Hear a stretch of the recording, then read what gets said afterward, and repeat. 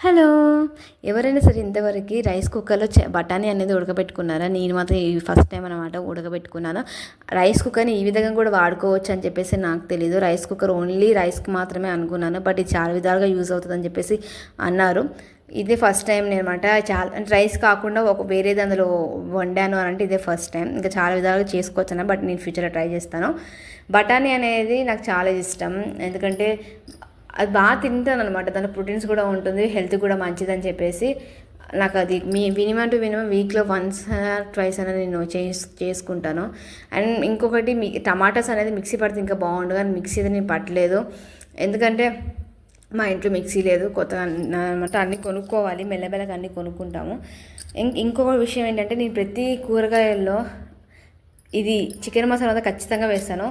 చాలామంది వేరే వేరే మసాలాలు వేస్తారు, బట్ నాకైతే చికెన్ మసాలా ఖచ్చితంగా ఉండాలి. అన్ని కూరల మీద అది మాత్రం పక్కా. అదంటే టేస్ట్